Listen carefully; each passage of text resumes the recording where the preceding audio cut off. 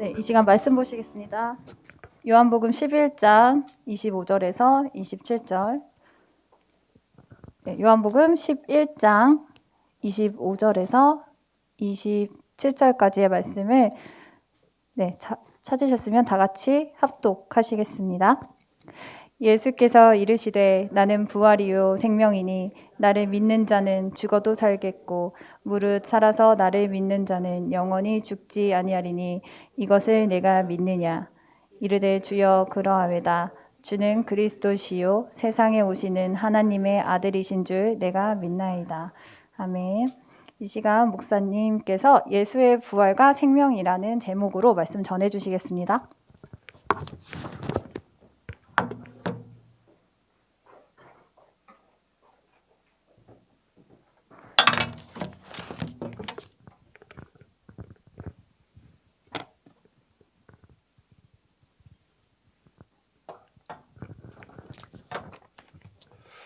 오늘 제목은 부활과 생명이죠. 저번 주가 이제 부활주일이어가지고 묵상하다가 제목을 적었는데, 부활절에 대한 저는 기억이 조금 약간 재미있어요. 제가 어릴 때에는 저 작은 교회에서 자랐기 때문에 부활절 이제 새벽에 다 나와서 자기 앞에 이제 촛불을 하나 켜놓고요. 그 예배가 끝날 때까지 이제 거기 이제 계속 타오르죠. 활활활활 타오릅니다. 이게 뭘 의미하는지 아시죠? 어둠을 깨트리고 예수 그리스도께서 빛으로 부활하셨다, 그 뜻입니다. 되게 좋은 의미고, 그런데 제가 이제 초등학교, 중학생 이럴 때는 사실 되게 졸리잖아요. 1년에 한 번 나오는 부활절 새벽 예배 안 가면 이제 난리 나는 거고, 무조건 이제 총출동돼서 가면은 그래서 이제 앉아 있는데 굉장히 졸리죠. 꾸벅꾸벅 졸아요. 졸다 보면은 어디서 단백질 타는 냄새가 슬금슬금 나는 거죠. 그래서 누구야? 뭐가 먹어?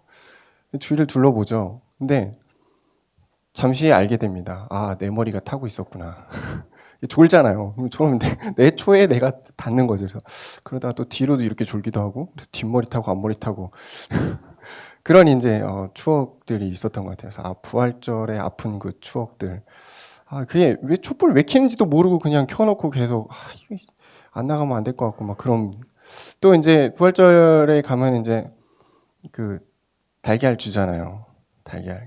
이 달걀 이거 왜 주는지 모르겠는데 일단 주니까 감사히 먹긴 하는데, 거기다 막 포장해가지고 축 부활 막 이런 거 써놓고 준단 말이에요.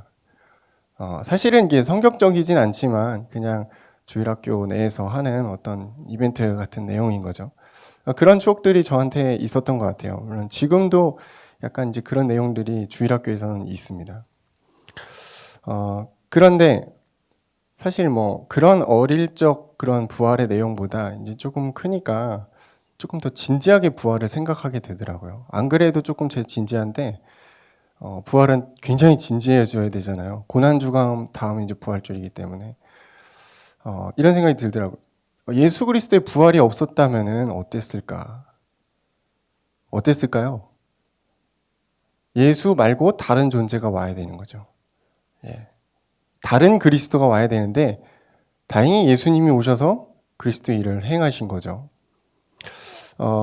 고린도전서 15장 17절을 보면은 이런 구절이 있거든요. 그리스도께서 다시 살아나심이 없으면 너희의 믿음도 헛되고 너희는 여전히 죄 가운데 있을 것이다. 이런 구절이 있습니다.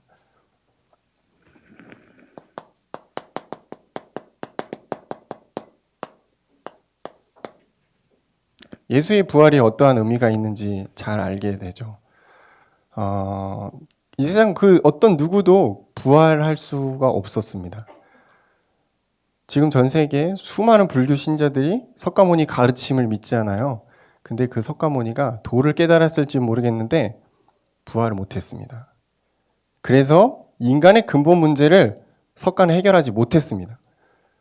저는 사실 불교의 내용들을 조금 좋아하는 편이에요. 다 버리라는 거잖아요. 버리고 너를 깨우치고 조용한 가운데서 얼마나 좋아요. 그 산에서 혼자 막 금욕 막 이런 거 하면서 이렇게 돌을 닦는 그런 느낌인 거죠. 얼마나 좋습니까? 근데 인간의 근본 문제는 해결할 수가 없었다는 것입니다. 석가모니를 통해서 하나님을 만날 수가 없었기 때문에 석가는 그리스도가 안 됐습니다. 지금 모슬렘, 이슬람을 믿는 사람들이 11억이 넘죠. 한 12억쯤 될 겁니다. 어마어마한 숫자입니다. 정말 어마어마한 숫자예요. 예전에는 중동만 이슬람 믿었는데 지금은 동남아시아, 유럽, 마르코, 아프리카 그냥 싹 거의 다 엄청나죠.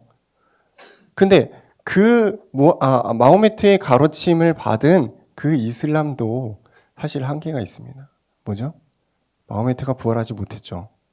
그 마호메트의 부활하지 못한 가르침을 따르는 무슬림들은 한계가 올 수밖에 없는 것입니다.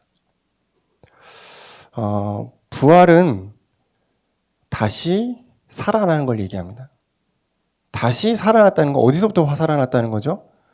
죽음으로부터 살아났다는 것이죠. 예수 그리스도께서 죽음을 이기고 살아나신 것이 부활입니다. 죽음은 다른 말로 표현하자면 흑암 세력입니다. 예수님이 십자가에서 돌아가시고 온 땅에 이 흑암이 덮었잖아요. 휘장이 찢어지고 흑암이 덮었습니다. 그리고 예수님께서 다시 부활하셨죠. 빛으로 부활하신 거죠. 모든 흑암 권세를 이기시고 빛으로 부활하신 그 사건이 예수 그리스도의 십자가의 부활의 사건입니다. 이 부활을 통해서 예수님은 자신이 그냥 인간이 아니라고 말하시는 겁니다. 하나님, 성경에서 예언한 그 메시아라는 것을 부활을 통해서 확인시켜 주는 겁니다. 이 예수의 십자가의 죽으심과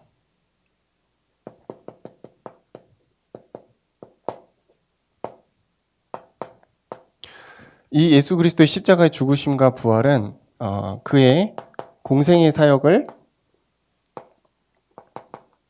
완성하신 것입니다. 세상에 죽으러 이 땅에 오는 사람은 없죠. 근데 예수 그리스도께서 이 땅에서 많은 일을 하셨지만 그 중에 가장 위대하고 가장 완벽했던 그 일이 십자가의 고통과 죽음과 부활입니다. 여러분 이 사실을 못 믿으시면 예수 믿어도 아무 의미가 없어요. 교회 와도 아무 의미가 없습니다. 예수 그리스도의 죽으심과 부활을 믿지 않는데 이 자리에 와서 여러분이 돛 닦는 것밖에 더 돼요. 그죠? 크리스찬에게 가장 중요한 것은 부활의 사실을 믿는 것입니다. 그분이 하나님의 아들로 오셔서 인간의 근본 문제를 완전히 해결하셨다는 것을 여러분이 믿는 것입니다. 그 사실이 우리에겐 가장 큰 기쁨이에요. 여러분이 혹시 슬럼프에 빠져 있거나 영적으로 어려움이 닥치거나 뭔가 굉장히 크게 기도해야 될 일이 있을 때 그때 원점으로 돌아가잖아요. 어디로 돌아가죠? 여기로 돌아가는 것입니다. 예수의 죽으심과 부활을 생각해 보세요. 그 근본의 복음, 그분의 죽으심 나를 위했구나. 그거 보고서 여러분 문제랑 한번 대입시켜 보세요. 이 문제가 하나님의 계획이구나. 이렇게 알게 됩니다. 예수님이 부활하시고서 요한복음 20장 19절에 제자들에게 찾아오시죠. 이때 제자들의 마음은 굉장히 두려웠어요. 왜냐하면 예수님을 따르던 제자들인데 유대인들이 예수님도 죽이고 제자들도 죽일 것 같거든요. 얼마나 두려워서 무서웠겠어요. 문을 걷어 잠그고 두려워하고 있는데 예수님이 그 제자들에게 오신 겁니다. 오셔서 뭐라고 그런지 아세요? 너희에게 평강이 있을지어다.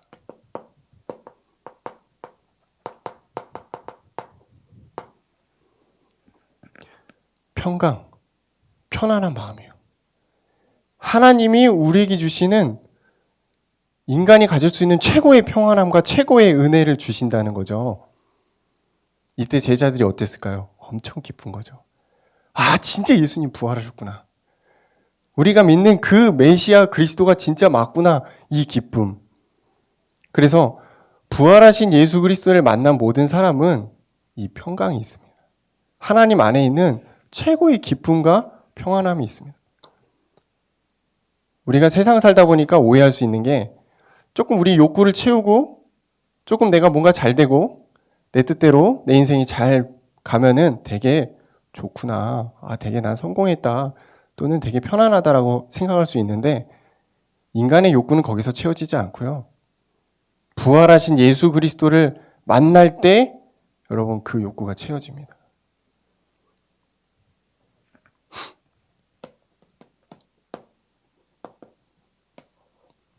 참 행복이 부활하신 그리스도를 만난 모든 사람에게 오게 되어 있습니다. 여러분 억지로 행복해지려고 노력하실 필요 없고요. 그렇게 해도 행복해지지도 않고요. 부활하신 주님을 만나시기 바랍니다. 부활하신 주님과 여러분 함께 여러분의 삶을 이뤄나가시기 바랍니다. 그게 제일 편안하고 제일 쉽고 가장 완벽합니다.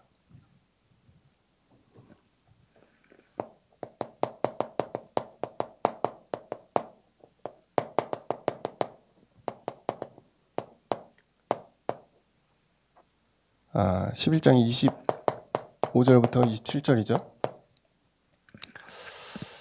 제가 참 설교를 준비하면서 매번 이제 반성하고 회개하는데 왜 이렇게 설교가 길어졌을까? 정말 죄송합니다. 제가 사실 청소년 파트 할 때는 설교가 진짜 짧았거든요. 근데 점점 갈수록 설교가 길어지는 게 잔소리라는 건가 더 기도를 많이 하고 있습니다. 여러분 저를 이렇게 좀 기도해 주세요. 설교가 자꾸 길어지네요. 죄송합니다. 네. 오늘도 좀 길 것 같은데 미리 그래서 말씀을 드립니다.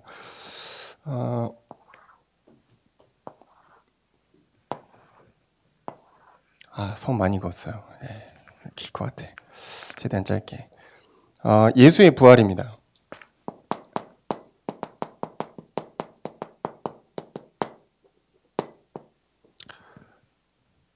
부활을 예고하고 살아가는 사람이 없어요. 근데 예수님은 자신이 살아날 것을 이미 알려줬죠. 제자들에게. 마태복음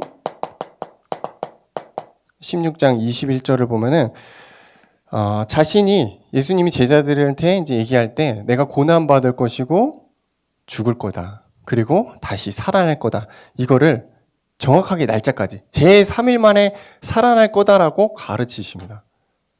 너무 신기하지 않습니까? 자기가 죽을 걸 알고 자기가 부활할 것도 알아요. 예수님은 하나님이니까요. 그리고 오늘 읽은 본문이죠. 요한복음 11장 25절. 나는 부활이요 생명이니 나를 믿는 자는 죽어도 살겠고. 야, 이런 사람이 어디 있어요? 그죠? 야, 나를 따라와라. 너희들 나 믿으면 산다. 이런 사람 많지 않거든요. 예수님은 공생의 사역을 하시면서 자신이 그리스도이신 것을, 하나님의 아들이신 것을 계속 얘기합니다. 여러분 예수를 믿을 때 여러분의 삶도 여러분의 인생도 부활하게 될 줄로 믿습니다. 그럼 그 전엔 뭐죠? 죽은 인생입니다. 창세기 3장에 죽은 인생입니다. 영적으로 죽은 인생입니다. 그러니까 뭘 해도 쉽지 않을 겁니다. 잘 되는 것 같은데 막판에 가서 안 되는 왜 그런 이유가 있나? 내 삶이, 내 생명이 그리스도 부활되지 않았다면 쉽지 않은 것입니다.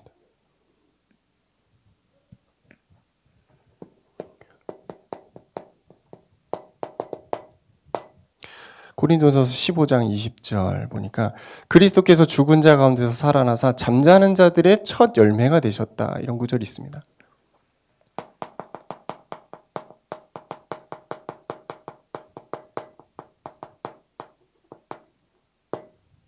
무슨 말입니까?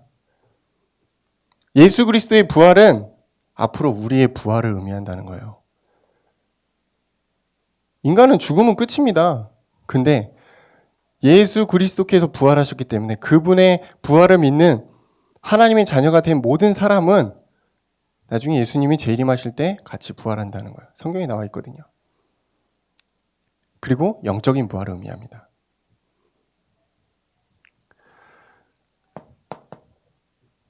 또 부활의 의미가 로마서 8장 11절의 내용입니다. 예수를 죽은 자 가운데서 살리신 이의 영이 성령이죠.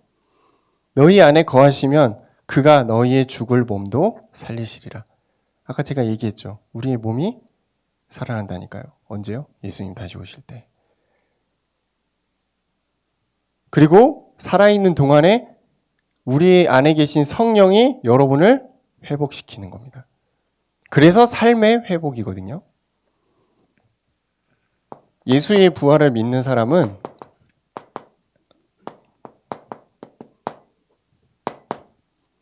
부활하게 되죠. 어떤 부분이요? 우리의 생명이 부활하게 됩니다. 죽음에서 생명으로 바뀌죠.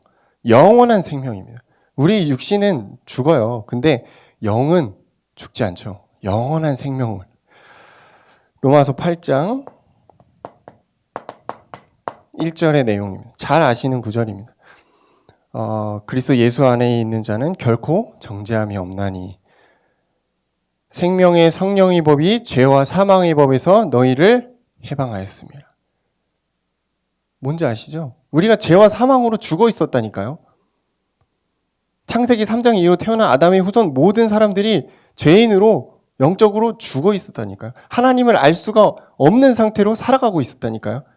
근데 우리가 한 게 아니죠. 그가 오셔서 생명의 성령의 법으로 우리를 해방했다는 것입니다. 그게 죽음에서 생명으로 넘어간 겁니다. 여러분에게 생명이 있다는 것, 여러분이 생명이 부활했다는 것은 이런 의미가 있습니다. 그러면서 우리에게 새 생명이 생겼습니다. 새 생명. 어떤 목사님 이렇게 새 생명 이러더라고요. 되게 강하게 그분의 트레이드 마크잖아요. 할 때마다 새 생명 이런데 그만큼 중요한 내용입니다. 우리가 이 땅을 살아가고 이렇게 생활하고 그러다 보니까 내가 신분이 바뀌었는데 몰라요, 잘. 그냥 똑같지. 아침에 일어나서 밥 먹고 회사 가서 공부하고 또 일하고 퇴근해서 이렇게 하다 이런 걸로 알고 있거든요. 아니요. 우리에게는 부활하신 예수 그리스도를 만난 모든 사람에게는 새로운 생명이 있습니다. 로마서 6장 4절을 보면 우리가 그와 함께 죽고 새 생명 가운데 우리를 행하게 하심이라. 하나님 우리에게 새 생명을 주시고 새 생명 안에서 우리의 삶을 이끌어 가신다는 거예요. 놀라운 일입니다.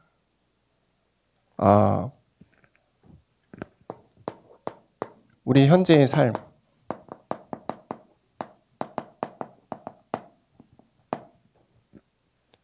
우리의 삶이 부활되었는데요. 새로운 힘이 우리에게 생긴 것입니다. 또 새로운 지식, 새로운 배경이 우리에게 새로 생긴 거죠. 고린도 후서 5장 17절의 내용입니다. 이전 것은 지나갔으니 보라 새 것이 되었도다. 이런 구절이죠. 새 것. 여러분 새로운 피조물이 됐다는 거예요. 새로운 생명이 와서 새로운 삶을 살 수 있도록 여러분 새로워졌다는 것입니다. 그래서 이전 것에 자꾸 매이지 마라. 이전의 생각, 이전의 욕심, 이전의 내 삶의 방식 빨리 여러분 새로운 것으로 갈아타야겠죠. 그러면서 우리에게는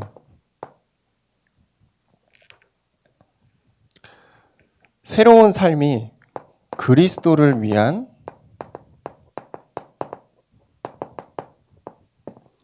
삶이 시작되는 것입니다. 우리의 어떤 인생의 방향, 목표, 비전 바뀌었죠. 어떻게 바뀌었죠? 내 인생이 아니고 그리스도를 위한 삶으로 바뀌는 것입니다. 하나님이 원하는 삶으로 바뀌어지는 것입니다. 고린도 후서 5장 15절이죠. 나를 위한 삶을 살지 말아라 이런 내용이죠. 하나님을 위해 그리스도를 위한 삶을 사는 것입니다. 제가 참 좋아하는 구절이 있죠. 로마서 14장 8절 우리가 살아도 주를 위하여 살고 죽어도 주를 위하여 죽나니 사나 죽으나 우리는 주의 것이로다. 여러분, 새 생명이 들어가면 우리 인생을 살 수가 없어요. 왠지 아세요? 성령이 여러분을 주관합니다. 주를 위하여 살 수밖에 없는 상태로 하나님이 여러분을 만들어 가십니다. 조금 아깝죠. 나도 내 인생 좀 살아야 되는데, 성령님 막 들어오셔가지고 막 내 마음을 감동시키고 후져봐 놓고 난 그런 사람이 아닌데. 제가 옛날에 그랬습니다. 나는 진짜 경건하지도 않고 착하지도 않고 할 것도 되게 많고 나 하고 싶은 거 되게 많은데 이상하게 착해지는 거야. 왜 그러지? 여러분 보기에 별로 선하지 않겠지만 저 나름대로는 되게 선해졌거든요. 예, 굉장히 착해졌습니다, 여러분. 최근 들어 욕도 안 합니다. 얼마나 착한지 몰라요. 자꾸 우리의 마음과 생각을 성령이 주관하시니까 우리의 마음과 생각이 어디로 가죠? 내 인생이 아니고 하나님을 위한 것으로 자꾸 바뀌어가는 것입니다. 주를 위한 삶이죠. 새 생명을 얻은 사람은 뭘 두려워할 이유가 없죠, 사실은. 뭘 걱정하겠습니까, 우리가. 그냥 주님 부르시면 가는 거고, 주님의 일을 행하면, 주님, 오늘 설교에도 나왔잖아요. 주시면 주신 대로 먹고, 없으면 안 먹고, 그런 거죠. 그게 주를 위한 삶이에요. 근데 정말 신기하게 우리가 주님을 위해서 정말 올인해서 달려가잖아요. 절대 주님은 우리를 버리지 않으시고요. 굶기지 않으시고 풍족히 주님은 우리를 채우십니다. 그게 주님의 법칙이에요.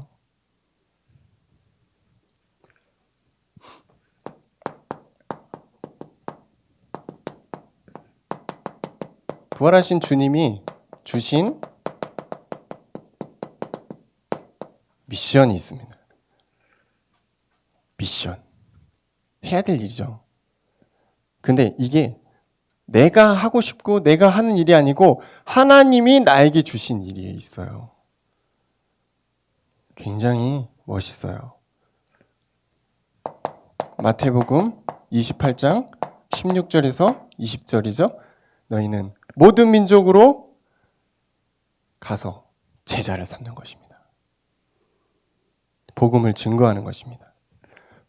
요한복음 20장 23절을 보면은 예수님이 제자들한테 그럽니다.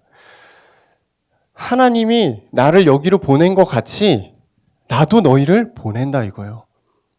제자들을 세상으로 보내실 때 이 표현을 쓰셨습니다. 근데 그냥 보냈습니까? 아니요. 하늘과 땅의 모든 권세를 제자들에게 줬단 말이에요. 여러분 현장에서 어때요? 이리 치고 저리 치고 엄청 힘들지 않습니까? 내 뜻대로 되는 거 별로 없어요. 자꾸 근데 속을 수 있어요. 난 아무것도 안 주셨나 하나님? 나 왜 이렇게 힘들지? 나를 보냄같이 내가 너희를 보내노라. 세상을 이길 수 있는 힘과 권세를 주셨다는 겁니다. 근데 우리가 문제만 오면 상황만 바뀌면 두려워해요. 나한테 진짜 그런 게 있나? 아니 있어요. 거기에서 우리가 도전하는 겁니다. 그 힘을 우리가 쓰는 것입니다.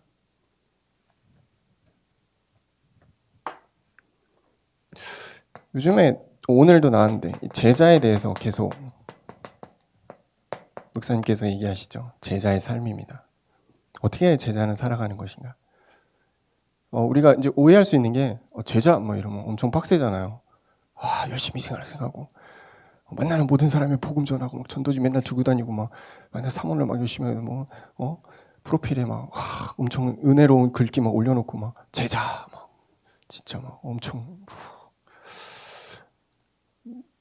그런 분들도 있습니다. 근데 사실 쉽지 않아요. 쉽지 않고요. 그게 제자가 아니고요.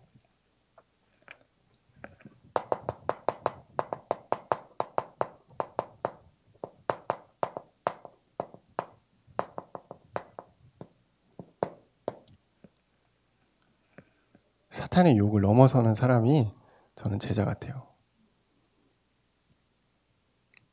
우리가 진짜 아침에 일어나서 눈 떠서 눈 감을 때까지 얼마나 많은 사탄의 공격을 받습니까? 얼마나 많은 유혹을 받아요. 진짜 하루에도 몇 번씩 이놈의 회사 내가 때려쳐야지. 사직서를 막 여기다 품고 다닌다고 하던데, 에이, 더럽고 치사고 못해 먹겠다.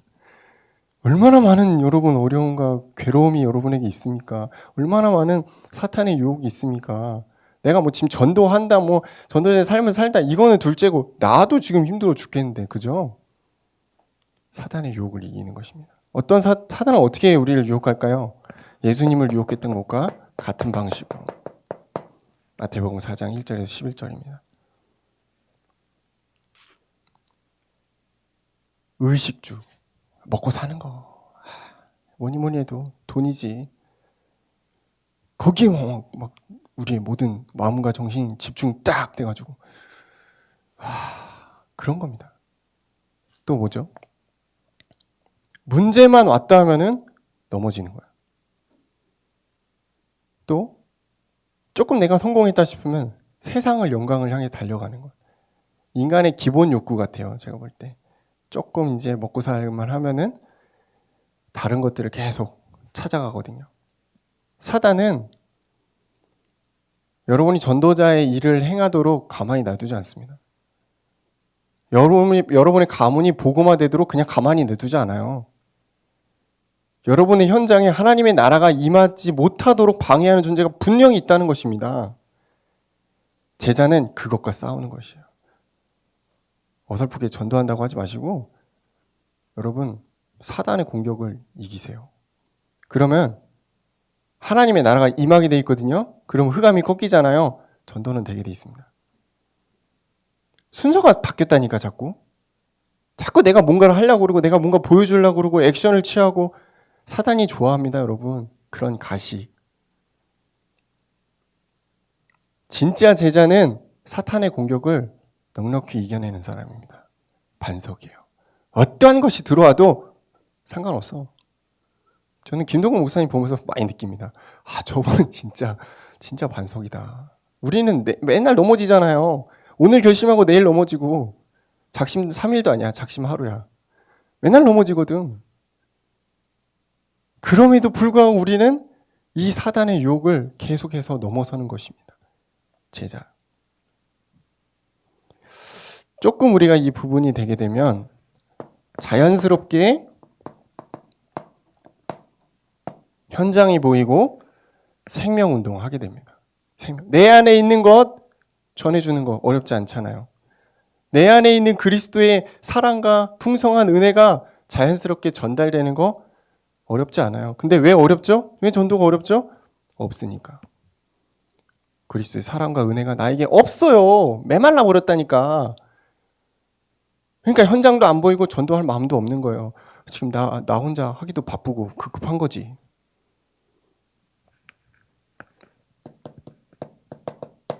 마태복음 5장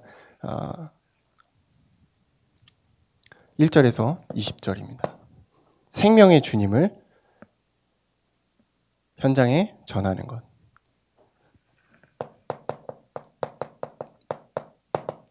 마태복음 16장 15절에서 20절이죠. 살리는 자의 그 축복을 만나는 모든 사람들이 여러분을 통해서 살아날 것입니다.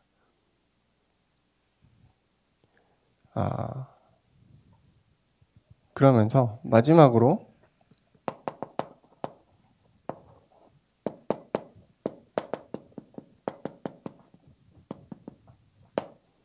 우리의 배경이 무엇일까?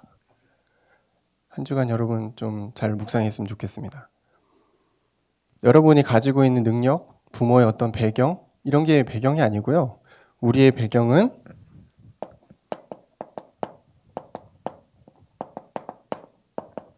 약자입니다. 부활하신 예수 그리스도가 우리 배경입니다. 또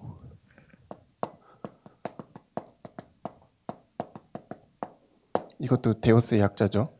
전능하신 하나님이 우리의 배경입니다. 그리고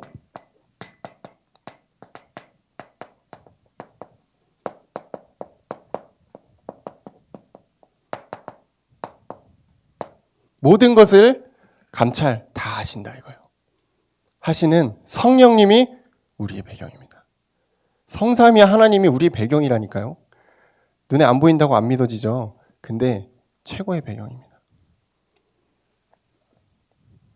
우리는 무엇을 구해야 될까요? 구한다. 기도하는 거죠. 오늘 강단 말씀처럼. 무엇을 놓고 기도할 거냐? 원수를 이기신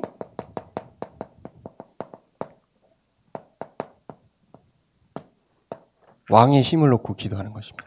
그리스도의 힘이죠. 힘이 있어야 돼.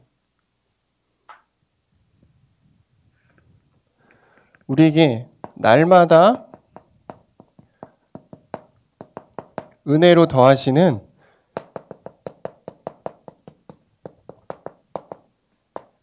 선지자 되신 그리스도의 음성을 여러분 구하시기 바랍니다. 뭔 말이죠? 성령인도 받으라는 거예요. 성령 하나님의 지혜를 여러분 구하면 어떠한 것도 문제되지 않거든요. 근데 내 스타일대로 하니까 문제가 되는 거죠. 날마다 우리의 필요를 채우는 제사장 대신 그 그리스도의 보좌의 축복. 우리가 이걸 놓고 기도해야 되는 것입니다. 하나님 저 잘되게 해주세요. 저 성공하게 해주세요. 건강하게 해주세요. 좋은 사람이랑 결혼하게 해주세요. 이런 것들. 그건 돼도 되고 안 돼도 되죠. 근데 그거 전에 근본의 힘, 여러분이 근본적으로 구할 것이 지금 나왔다는 거예요. 그리스도의 힘과 지혜와 능력입니다. 여러분 그것을 구하셨으면 좋겠습니다. 한 주간 예수 그리스도의 부활과 생명이 여러분 삶 속에 살아서 숨쉬고 그 능력으로 승리하시길 주의 이름으로 축원합니다. 감사합니다 하나님. 예수의 부활과 생명이 우리에게 어떠한 의미가 있는지 다시 한번 돌아보고 한 주간 주님이 우리에게 주신 이 말씀을 다시 생각해보고 또 은혜 속으로 들어가는 그런 시간들 되도록 역사해 주옵소서. 예수님 이름으로 기도합니다.